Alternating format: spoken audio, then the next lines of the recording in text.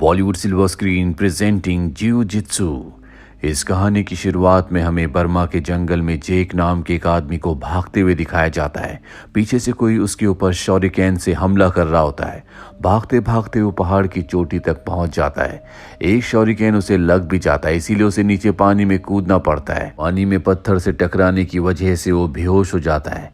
रात को यहीं से कुछ फिशरमैन की एक कश्ती गुजरती है जो जेक को बचा लेती है। वो जेक को अपने साथ अपने घर लाते हैं, जहाँ पर फिशरमैन की वाइफ जेक का इलाज करती है। पर वो देखती है कि उसकी बॉडी में एक टैटू है। वो अपने हस्बैंड को उस टैटू के बारे में बताती है।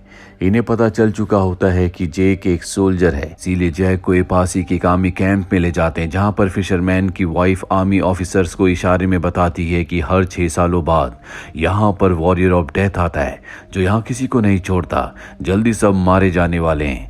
दरअसल आर्मी वाले इनकी भाषा नहीं समझ सकते, इसीलिए वो इशारे में बता रही होती है। इसके बाद वो वहाँ से निकल जाती है। इस कैंप पे जैक को कोई भी नहीं पहचानता और सबसे बड़ी बात ये होती है कि जैक को कुछ भी याद नहीं है, यहाँ तक कि वो अपना नाम भी भूल चुका है। उसके सामने जो आर्मी ऑफिसर होती है वो उसे एक डिवाइस दिखाती है और कहती है कि ये डिवाइस हमें तुम्हारे पास मिला था। जैक कहता है कि मुझे इस बारे में कुछ याद नहीं है, शायद इसे गैसेस को ढूंढने के लिए इस्तेमाल किया जाता है। अगर तुम्हारे पास मेरा कोई सामान है तो मुझे लौटा दो। फीमेल आर्मी ऑफिसर को उस पर शक हो जाता है। उसे लगता है कि वो सब कुछ भूलने का नाटक कर रहा है, इसीलिए वो एक कमरे में उसे बैठाकर वहां अपने सोल्जर्स को उसे टॉर्चर करके सब कुछ उगलवाने के लिए भेजती है। लेकिन जैक बहुत ही अच्छा फाइटर होता है, वो एक एक करके सभी को हरा देता है। पर तभी वहां पर फीमेल आर्मी ऑफिसर आ जाती है जो जैक के ऊपर हमला करती है और बड़ी चालाकी से उसे बेहोशी का इंजेक्शन लगाकर बेहोश कर देती है। जैक को जब होश आता है तो वो चेयर के साथ बंधा हुआ होता है। उसके सामने वही फीमेल आर्मी ऑफिसर होती है। वो जैक से पूछती है कि मैं सब कुछ जानना चाहती हूँ। जैक कहता है कि मुझे सच में कुछ याद नहीं है, पर मैं सिर्फ ये जानता हूँ कि जंगल में जो कुछ भी है वो बहुत ताकतवर है। आर्मी ऑफिसर उसे बाहर ले जाती है ताकि उसे कुछ याद आ सके, पर तभी वहां पर एक अजीब सा नकाबपोश आदमी आता है जो आर्मी ऑफिसर्स के ऊपर हमला करके यहां से जेक को अपने साथ भगा कर ले जाता है। ये दोनों के दोनों एक खेत में पहुंचते हैं जहां पर उसी की तरह बहुत सारे वॉरियर्स छुपे होते हैं। वो जेक को देखकर बहुत खुश होते हैं, पर हैरानी की बात यह है कि जेक इनमें से किसी को नहीं पहचानता, पर ये सब जेक को पहचानते हैं। पर इससे पहले कि सब के सब यहाँ से निकल पाते, आर्मी ऑफिसर्स की टीम यहाँ पहुंच जाती है जो जेक को एक बार फिर से पकड़कर अपने साथ ले जाती है। जेक से एक बार फिर से वही आर्मी ऑफिसर सवाल पूछती है कि वो लोग कौन थे जो तुम्हें अपने साथ ले गए थे। जेक कहता है कि मैं उनके बारे में कुछ नहीं जानता, मुझे कुछ भी याद नहीं है। बस मैं इतना जानता हूँ कि मैं जंगल में किसी चीज से डर कर भाग रहा था जो कि बहुत ही ताकतवर है और तुम सबको भी यहाँ से निकलना होगा, नहीं तो वो सबको मार डालेगी। और अब आर्मी का जो कैप्टन होता है वो अपनी पूरी टीम के साथ जंगल में उस जगह चला जाता है जहां से जेक भाग रहा था। जेक भी इनके साथ ही होता है और जब ये जंगल में होते हैं तभी सामने से बहुत सारे शॉरिकेन इनकी तरफ आते हैं जिसमें बहुत सारे सोल्जर्स मारे जाते हैं। हालांकि जिस तरफ से शॉरिकेन आ रहे होते हैं ये उस तरफ कई सारी गोलियां चलाते हैं, लेकिन इनके सामने कोई भी नहीं होता। अब यहाँ पर जेक उस फीमेल ऑफिसर के साथ भागना शुरू कर देता है, पर जो कैप्टन होता है वो सामने देखता है कि पेड़ पर एक अजीब सी आकृति है। दरअसल ये एक एलियन है जो अब कैप्टन के सामने है। वो कैप्टन की तरफ बढ़ रहा होता है। कैप्टन उस पर कई सारी गोलियां चलाकर उसे जमीन पर गिरा देता है। कैप्टन को लगता है कि ये मारा गया, पर उसके घाव अपने आप ही भरने लगते हैं, जिसके बाद वो खड़ा होकर कैप्टन को मार देता है। वहीं जेक को दिखाया जाता है जो अपनी जान बचाने के लिए फीमेल ऑफिसर के साथ जंगल से भाग रहा होता है, पर भागते भागते वो एक गड्ढे में गिर जाता है।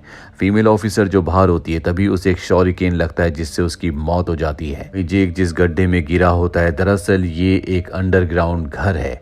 यहाँ पर एक आदमी बैठा होता है जिसका नाम वाइली है जो जेक को पहले से जानता है, और जेक को कुछ भी याद नहीं है। वो जेक के ऊपर हमला कर देता है ताकि जेक को अपनी पुरानी यादें वापस मिल सके, लेकिन इसका भी कोई फायदा नहीं होता। वाइली जेक को बताता है कि जंगल में जिसने तुम्हारे ऊपर हमला किया था वो एक एलियन है, इसे यहाँ के लोग डेथ वॉरियर भी कहते हैं। हर 6 साल में ये एलियन हमारी दुनिया में आते हैं ताकि ये हमारी दुनिया पर अपना कब्जा कर सकें। क्योंकि वो एक वॉरियर है और तुम भी एक वॉरियर हो, इसीलिए उस एलियन को तुम ही हरा सकते हो। अब यहाँ पर जेक के और भी साथी आ जाते हैं जो जेक को देखकर बहुत खुश होते हैं। इसके बाद जेक को खास कपड़े पहनाए जाते हैं। इन कपड़ों को पहनने के बाद वो एलियन जेक को नहीं देख पाएगा। जिस तरह से इंसान उस एलियन को नहीं देख पाते, उसी तरह से जेक भी उस एलियन के लिए इनविजिबल हो जाएगा। वाइली जेक को एक जगह ले जाता है जहाँ पर उसे पत्थर पर गोल निशान दिखाता है और बताता है कि हर 6 साल में धरती के पास से एक दूसरा प्लेनेट गुजरता है। इस दौरान उस प्लेनेट से हमारी धरती पर एक पोर्टल खुल जाता है जिससे हमेशा एक एलियन यहाँ पर आता है ताकि वो धरती पर अपना कब्जा कर सके, सब इंसानों को मार सके। इसीलिए सदियों से मंदिर के जो गुरु हैं वो एक वॉरियर को तैयार करते हैं ताकि उस एलियन को हराया जा सके, और वो वॉरियर तुम हो। अब ये सब के सब उस एलियन को ढूंढने के लिए यहाँ से निकल पड़ते हैं, और जब ये रास्ते में आगे बढ़ रहे होते हैं तभी एक वॉरियर जेक को आसमान में उस प्लेनेट को दिखाता है जिस प्लेनेट से वो एलियन हमारी दुनिया में आया है। वो बताता है कि इससे पहले कि प्लेनेट यहाँ से जाए, या तो हमें उस एलियन को मारना होगा या उसे उसी पोर्टल से वापस उसके प्लेनेट पर भेजना होगा जिस पोर्टल से वो हमारी दुनिया में आया है, क्योंकि अगर वो प्लेनेट हमारे ऊपर से गुजर गया तो अगले 6 सालों तक वो पोर्टल नहीं खुलेगा और इन 6 सालों में वो एलियन दुनिया को तबाह कर देगा। वाइली जेक को बताता है कि इस दुनिया में आने के बाद एलियन 9 वॉरियर्स को चुनता है जिनसे वो लड़ता है, और अगर कोई वॉरियर उससे लड़ने से मना कर दे तो वो आसपास की हर एक जिंदा चीज को तबाह कर देता है। दरअसल वाइली जिन वॉरियर्स के बारे में बात कर रहा होता है ये वॉरियर्स ये खुद ही हैं जिन्हें जियोजुत्सु कहा जाता है, लेकिन जेक देखता है कि 9 नहीं बल्कि 8 है। वो वाइली से पूछता है कि हम तो 8 हैं। वाइली बताता है कि हम पहले 9 थे, हम सब ने मिलकर उस एलियन के ऊपर हमला किया था, हम उसे हराने वाले थे, लेकिन तभी हमारा एक साथी मारा गया, जिसके बाद तुम भी जंगल की तरफ भाग गए और हम उस एलियन से जंग हार गए। अब ये सब के सब उस जगह पहुंच जाते हैं जहां पर एलियन होता है। ये एक एक करके उस पर हमला करते हैं, पर एलियन बहुत ताकतवर है इसीलिए वो इनके ऊपर पूरी तरह से हावी हो जाता है, और तभी जेक के ऊपर कोई हमला करता है जिससे वो बेहोश हो जाता है। जब उसे होश आता है तो देखता है कि उसके सामने कैप्टन है जो बहुत बुरी तरह से जख्मी है। दरअसल कैप्टन को एलियन ने नहीं मारा था, वो अब भी जिंदा होते हैं, पर अब वो अपनी जिंदगी की आखिरी सांसें ले रहे हैं। वो बताते हैं कि तुम एलियन को मारने का जो प्लान बना रहे हो वो पूरी तरह से गलत है, तुम एक एक करके उससे नहीं लड़ सकते, तुम सबको एक साथ मिलकर उस पर हमला करना होगा। इसके बाद वो अपनी तलवार उसे देते हैं और उनकी मृत्यु हो जाती है। अब जेक जंगल में अपने साथी वाइली के पास जाता है। वाइली उसे बताता है कि जिस दिन एलियन पोर्टल से बाहर निकला था तो सबसे पहले उसने हमारे एक साथी को चुना, जिसके बाद उन दोनों के बीच में लड़ाई हुई पर एलियन ने उसे मार दिया। इसके बाद एलियन ने तुम्हें चुना पर तुम डर गए, इसीलिए जंगल की तरफ भागने लगे। एलियन ने तुम्हारा पीछा किया लेकिन तुम नीचे पानी में कूद गए। वाइली उसे कहता है कि इसमें तुम्हारी कोई गलती नहीं है, एलियन ने मुझे भी चुना था पर मैं भी डर गया था, इस वजह से मैं भी भाग गया, और एलियन उन्हीं से डरता है जो योद्धा होते हैं। हम दोनों उसकी नजरों में कावड़ हैं यानी कि कायर हैं, और एलियन कायर लोगों पर कभी हमला नहीं करता। अब इनके बाकी साथी भी यहाँ पर आ जाते हैं। दरअसल एलियन ने इनके एक और साथी को मार दिया और सबके सभी मंदिर की तरफ बढ़ चलते हैं, क्योंकि वो प्लेनेट जिससे वो एलियन आया है वो जल्दी मंदिर के ऊपर से गुजरेगा, जिससे मंदिर के अंदर एक बार फिर से पोर्टल खुल जाएगा। ये सब के सब उस प्राचीन मंदिर में पहुंच जाते हैं जहां पर एलियन भी इनका सामना करने के लिए आ जाता है, और ये एक एक करके नहीं बल्कि इस बार सब एक साथ मिलकर एलियन के ऊपर हमला करते हैं, पर एलियन की ताकत के आगे ये टिक नहीं पाते। एलियन इन पर पूरी तरह से हावी हो जाता है।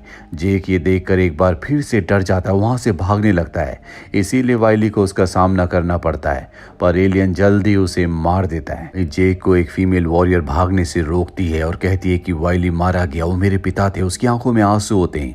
वाइली की मौत से जेक भी बहुत दुखी होता है क्योंकि वो उसका अच्छा दोस्त था, और वो तय करता है कि अब वो नहीं भागेगा बल्कि वॉरियर का सामना करेगा।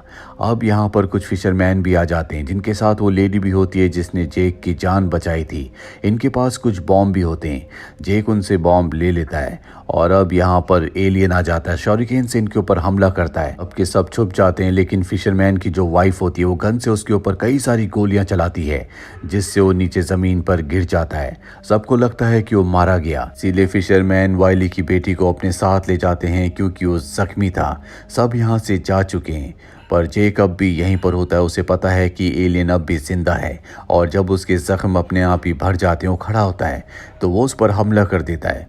एलियन और जेक के बीच में घमासान फाइट होती है, पर एलियन जेक पर हावी होना शुरू हो जाता है। पर लड़ते लड़ते जब ये आग के आगे पहुंचते हैं तो एलियन डर जाता है। जेक समझ जाता है कि उसकी कमजोरी आग है, इसीलिए जेक आग के आसपास एलियन से लड़ना शुरू कर देता है। वो एलियन पर कई सारे हमले करता है जिससे एलियन जख्मी हो जाता है और ठीक उसी वक्त एलियन का जो प्लेनेट होता है आसमान में मंदिर के ऊपर से गुजरता है, जिससे एक बार फिर से मंदिर के अंदर पोर्टल खुल जाता है जहां से एलियन को वापस भेजा जा सकता है। और अब यहाँ पर जेक की एक फीमेल साथी वॉरियर भी आ जाती है जो एलियन के ऊपर हमला करती है, जिससे वो जख्मी हो जाता है। और ठीक उसी वक्त जेक को एक बॉम्ब दिया जाता है जो उसकी बॉडी में फिट करके वो उसे एक एक मारकर उस पोर्टल के अंदर भेज देता है। और तभी एक ब्लास्ट होता है जिस ब्लास्ट के साथ उस एलियन की मौत हो जाती है। अब यहाँ पर पोर्टल भी बंद हो चुका है।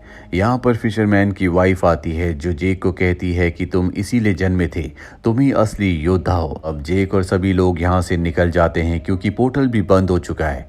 पर 6 सालों के बाद एक बार फिर से पोर्टल खुलेगा जिससे शायद कोई ना कोई एलियन योद्धा हमारी दुनिया में आए और इन सब को उससे लड़ने के लिए तैयार रहना पड़ेगा। इसी के साथ ही फिल्म ये कहानी यहीं पर ख़त्म हो जाती है। उम्मीद करते हैं कि ये कहानी आपको पसंद आई होगी।